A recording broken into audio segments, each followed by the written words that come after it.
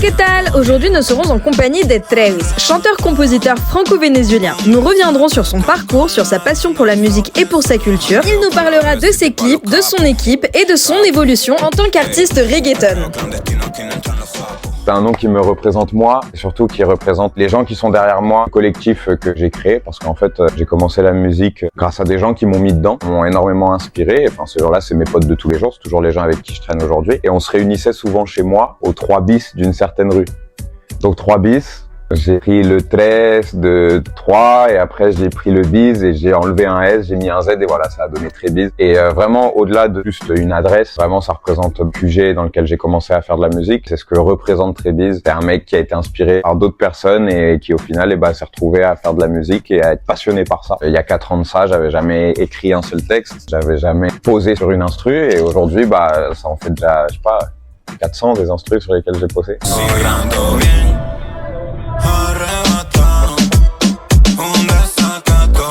Les potes avec qui je suis, c'était très trap. Ce qui marchait le plus à ce moment-là, c'était la trap.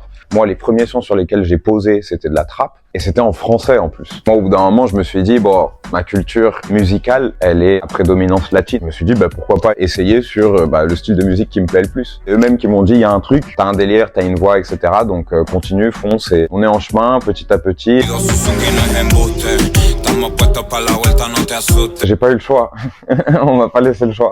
J'ai toujours vécu en France, je suis né en France. Mais c'est vrai que quand on m'entend parler, on a l'impression d'avoir affaire à un latino. Alors, les Vénézuéliens du Venezuela savent que je suis pas de là-bas.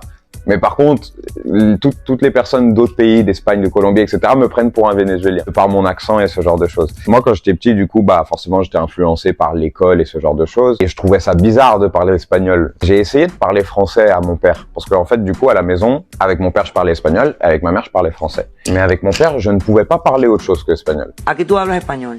Ça veut dire que j'ai déjà essayé de lui parler français. Mais quand je lui disais une phrase en français, il me disait « no entiendo ».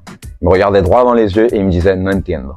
Jusqu'au moment où je lui ressortais pas exactement la même phrase en espagnol. À force, c'est rentré. Enfin, de toute façon, comme je te dis, j'ai pas eu le choix.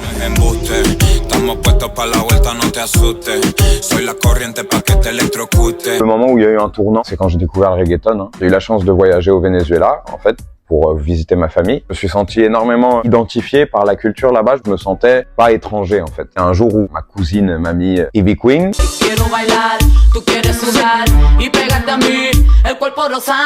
Quand j'ai entendu ce rythme et quand j'ai entendu ce son et ces sonorités, et j'ai kiffé. Pour le coup, la musique, c'est ce qui m'a fait m'intéresser à ma culture. Ouais, de toute façon, j'ai pas forcément le choix. J'ai pas forcément de gens à ma dispo pour écrire. Mais j'avoue que j'ai eu l'occasion de partager en studio avec des compositeurs. Je suis allé faire un séminaire à Madrid en octobre dernier. Je suis resté 10 jours là-bas. Et en fait, on s'est enfermé au studio, dans une maison.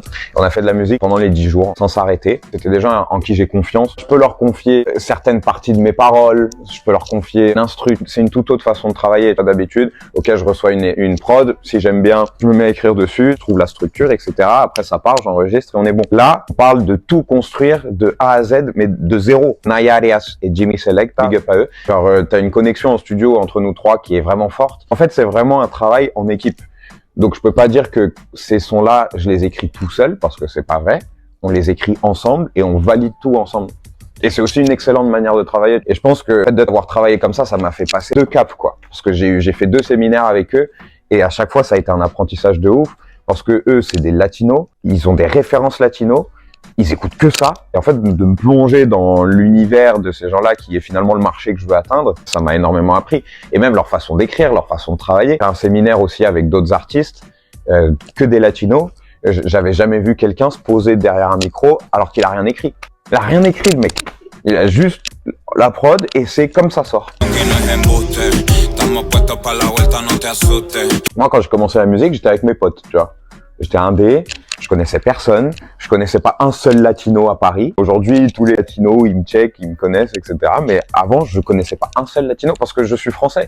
J'ai grandi avec des Babtou, avec des Rebeux, avec des Renois, avec des Paquis, mais pas de latinos. Donc quand j'ai commencé à faire ça, Mes potes, ils m'ont soutenu et qui comprenaient rien de ce que je disais et tout. Et on a quand même fait des trucs bien. On a fait plusieurs clips. C'était forcément moi qui finançais ma musique. J'étais alternant à l'époque, donc c'était pas forcément facile. Et je me suis quand même donné les moyens d'aller dans des bons studios, de payer des bons mix, de faire des bons clips. J'ai chopé des bons gars qui étaient pas mauvais dans les tournages du clip. Je suis allé enregistrer mes sons avec des gens assez calés dans ce qui était reggaeton et tout. Je voulais faire vraiment les choses bien et paraître pro. Pour moi, c'était très important. Je voulais pas faire amateur. Du coup, j'ai fait un deuxième son. Le son était bien, mais pareil, le clip pas ouf. Et par contre, j'ai fait un troisième son qui était de la trappe, qui s'appelle Bente.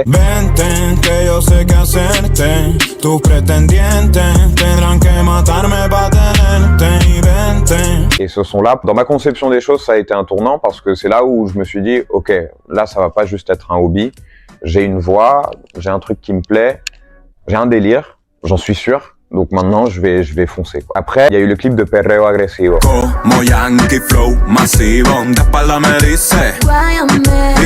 J'ai ramené 50 personnes et j'étais la seule personne que tout le monde connaissait.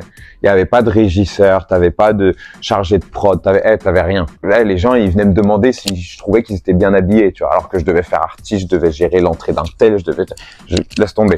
Mais j'avais mes potes qui étaient là pour me soutenir et qui m'ont aidé pendant tout le process du tournage du clip. Mais tu vois, tout ça, on l'a fait tout seul, tu vois.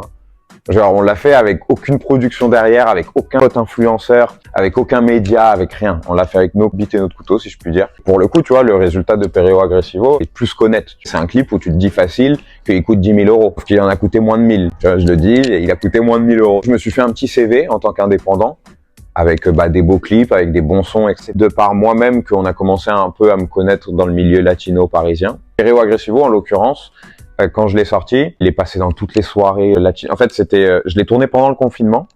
Et le moment où il est sorti, c'est le moment où tout a été rouvert. Et il y a eu plein de soirées qui ont été faites à Paris, etc. Et la Muevelo l'a passé à chaque fois. Au Romeo, il le passait souvent. Au Salsero, il le passait. Une grosse fête qu'il faisait à Vincennes, qui s'appelait la Bamba. Une soirée de, je sais pas, de au moins 1400 personnes. Ils l'ont passé. Pour le coup, le son où il y a eu un avant et un après, c'était celui-là. Et les gens, maintenant, savaient qui j'étais, que j'étais très bise, de par ce clip-là et de par ce son-là. Et c'est à partir du moment où j'ai fait ce son-là que je suis monté sur scène. Même pas 2 mois plus tard. Ce son-là a changé le délire et j'ai commencé à faire mes scènes en indé, à me gérer tout seul. Le truc, c'est qu'à un moment donné, c'était trop. J'avais des scènes, fallait que je fasse mes clips. C'est moi qui gérais toutes les modifs pour mes clips, mes sons, les mix, tout ça. Du coup, j'ai une personne qui m'a rejoint, qui a commencé en tant qu'attachée de presse. Elle m'a beaucoup aidé. Elle a été rejointe par son associé, qui a fait partie de l'équipe. Et moi, de mon côté, par un ami, j'ai rencontré ce qui est aujourd'hui mon manager, Joël. Et en fait, on a fait une équipe à 4. Les choses ont pas mal avancé. J'ai sorti un projet avec eux, qui est le dernier projet que j'ai sorti, qui s'appelle le LMF. Et après, petit à petit, on était amené à se quitter, donc avec mon attaché de presse et son associé.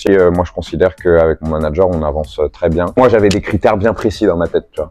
Je voulais pas que ça soit un tocard et je voulais que ça soit quelqu'un qui ait des contacts, quelqu'un qui parle espagnol, qui comprend de quoi il s'agit, pas juste un Français qui débarque et qui dit tiens, le reggaeton, c'est cool.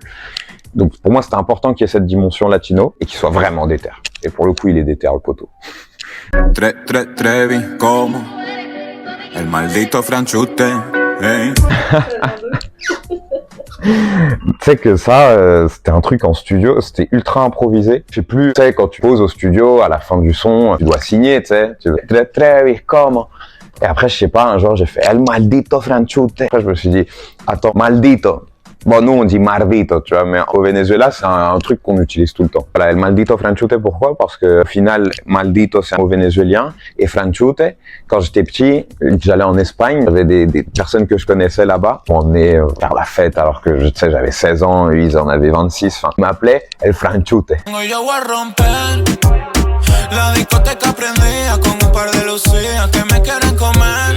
Bien entendu Bad Bunny, mais Bad Bunny, là où il m'a le plus marqué, c'était au début de sa carrière. C'était plus quand il a commencé avec la trappe, Tu no vives así, Soy peor, Wisin y Yandel, c'est une de mes grandes inspirations. Don Omar, pour moi, c'est ce qui se fait de mieux. À mon goût, hein, il y en a qui vont me dire Daddy Yankee, mais pour moi, c'est Don Omar. Ivy Queen. Après, aujourd'hui, là, de la nouvelle école, j'aime beaucoup Kauti. Je sais même pas si tu connais. C'est le mec qui fait un son qui a grave pété il y a quoi 2-3 ans. J'aime bien sa musique, c'est un portoricain. Je continue de voir ce qu'il fait.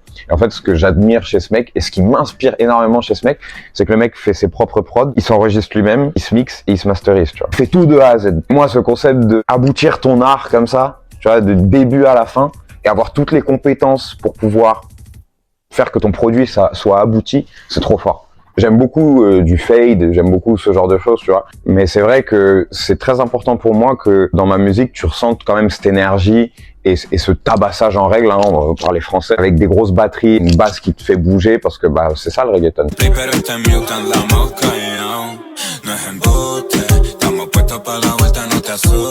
Si tu regardes niveau business, soit Bizarrap, soit Bad Bunny, parce que c'est les deux personnes avec lesquelles bah tu passes tout de suite du niveau 3 au niveau 25. J'adore la musique des deux, hein. Si je parle vraiment par affect et par vraiment le côté musical, Joel y Randy, parce que c'est el perreo de la mata como no puede existir más.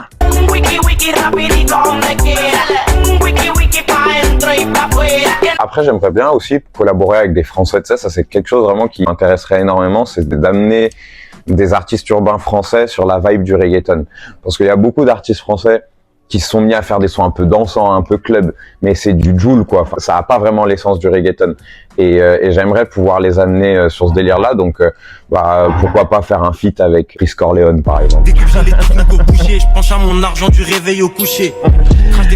Parce que je kiffe ce qu'il fait, tu vois. Ouais, mélanger de la drill avec un gros reggaeton qui tape. Damso, j'aime beaucoup aussi ce qu'il fait. Nino, t'as un Nino Trebis sur un reggaeton, t'imagines? Enfin, ça pourrait être incroyable. Surtout que Nino, il a ce délire aussi autotuné qui marche bien, où ça chante et tout. Et sinon, côté Amérique latine, bah, Don Omar.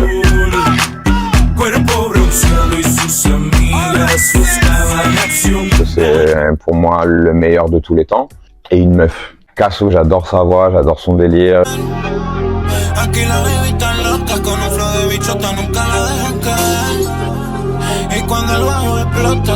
me suis acheté mon home studio juste avant le confinement. Ça m'a libéré, je sais pas comment te dire. Aujourd'hui, un home studio, c'est quoi? C'est 400 € maximum. Et votre créativité, mais elle va aller à un autre niveau parce que t'es au studio. T'as jamais l'occasion de poser derrière un micro. En plus de ça, t'es en train de payer ta session studio. Donc ça veut dire que t'as cette pression de si je me foire, et bah j'ai payé. Alors que t'as ton home studio chez toi, ta petite carte son, tes enceintes, ton micro, tu peux gueuler dans le micro, tester toutes les notes de l'autotune si tu veux. Tous les potes qui m'ont mis dans la musique, moi je les enregistre chez moi, tu vois. N'ayez pas d'excuses. Achetez votre home studio, faites de la musique chez vous, attendez pas d'être au studio pour pouvoir faire du son. Dicton que je m'applique tous les jours, c'est pas d'excuses. Pour moi, les excuses et les coupables, c'est pour les perdants. Malheureusement, il y a beaucoup de gens où c'est comme ça, c'est-à-dire que d'abord, ils vont chercher des excuses et quand ils ont plus d'excuses, et ben, ils vont chercher des coupables. Et il y a beaucoup de gens aussi qui sont dans la musique, qui au final, on les voit pas actifs ou ils s'arrêtent. Pourquoi? Ah bah non, mais parce que j'ai pas les contacts ou parce que j'ai pas l'argent pour me produire. Ou pas... Mais moi non plus, j'ai pas ça, tu vois. Mais au final, je me suis sorti les doigts de cul et je suis parti avec zéro. Genre, je pars d'un milieu français, de personnes qui consomment pas du reggaeton, comme je t'ai dit pendant cette interview. Et au final, voilà, aujourd'hui, j'ai réussi à avoir une position assez intéressante dans le milieu latino français. C'est à force de travail et à force de pas d'excuses, tout simplement. S'acheter son studio, aller à tous les événements possibles, jouer gratuit. Enfin voilà, il faut faire des concessions. Il y a plein de choses chiantes qui sont pas agréables, qui sont pas censées être des choses que font un artiste. Mais il faut commencer par là aussi, il faut le faire. Et moi, j'ai dû le faire et je continue de le faire. Si vraiment tu veux quelque chose, ne te donne pas d'excuses et vas-y. Suffisez-vous à vous-même. Attendez après personne aussi, ça c'est quelque chose d'important. Comme j'ai dit, il y a des sons qui sont aujourd'hui sur les plateformes. Buen Plan, pour pas le citer, c'est un son où il y a eu l'intervention de personne sur le son. C'est que moi. C'est le son qui a le plus plu de mon dernier EP. Le clip était cool aussi. Et j'ai attendu après personne. Et il faut attendre après personne. Et quand vous vous comportez comme ça, c'est là où les gens viennent à vous. Et ça a été le cas. Donc voilà, le conseil que je peux donner. Pas d'excuses et attendez après personne. Retrouve Trévise dès maintenant sur toutes les plateformes qui s'affichent. Et pour plus de contenu latino, like et abonne-toi.